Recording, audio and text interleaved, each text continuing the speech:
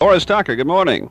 Good morning, Ken. How are you? Well, struggling along. I've had a little congestion and flu that's running around in this part of the country, but we're still making it. Oh, I don't like to hear that. That's all over the place, Forrest. I know. Well, we all got to take our share, the good with the bad, you know. Does the show go on? Oh, yeah. Oh, yeah. Well, no, I haven't, I haven't missed any shows, but it's getting a little tough. Somebody once said that the show must go on. Obviously somebody not in show business. Yes, that's obviously true.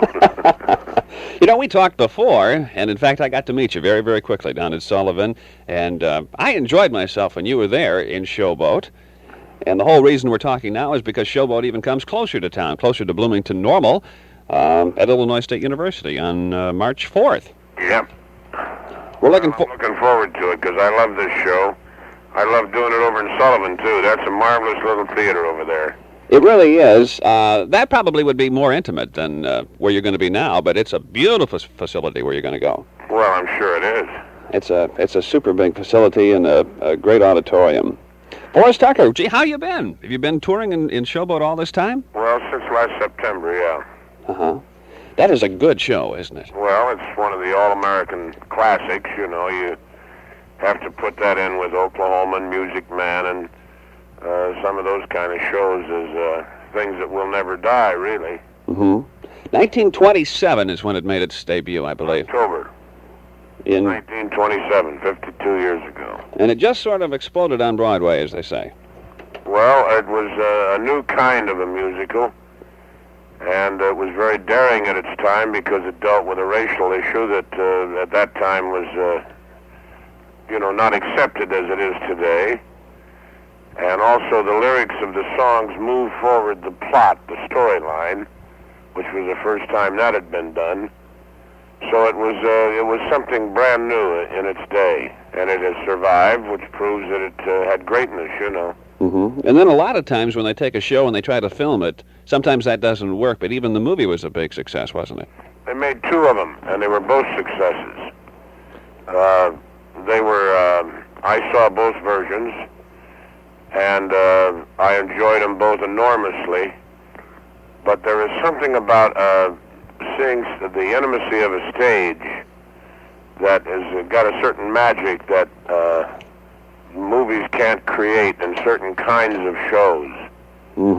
And I really feel that seeing Showboat, like seeing Music Man or Oklahoma on a stage, has a more immediate impact than when they get out and try to make it too big, if you know what I mean. Yeah, I know what you're saying, and for the actor too, I think being on stage is much more rewarding than being filmed, isn't it? Well, that's the name of the game. When you're an actor, is the audience. I mean, and you don't get that when you're in front of a camera. You're a tall fella. I didn't realize that. You're over 6'2", aren't you? 6'5". 6'5". Yeah, I'm 6'2", and I looked up to you when we met. I would look up to you anyway, though, because I admire everything you've done. Well, thank you, Ken. But, gosh, you played the part of Captain Andy, the part that Joey Brown played in the movie.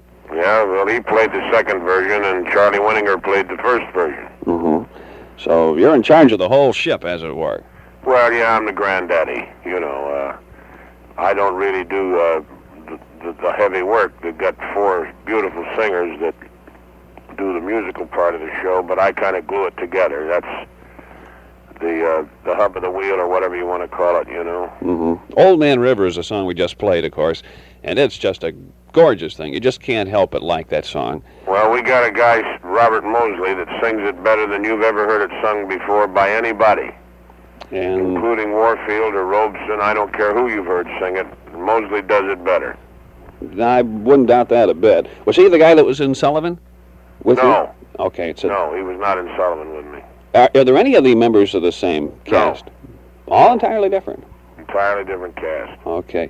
Make Believe is in there, Can't Help Loving That Man, Bill, Life Upon the Wicked Stage. Boy, there's just innumerable numbers. One song just goes after another. They just keep getting better, it seems, Yeah.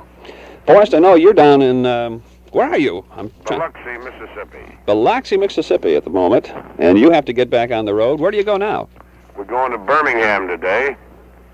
I see. And play there tonight. So that's 7 hours of driving today. And you're going to get a lot of practicing in. We want you to be all practiced up, you see, by the time you come here. All right, I'll try to stay in shape, Ken.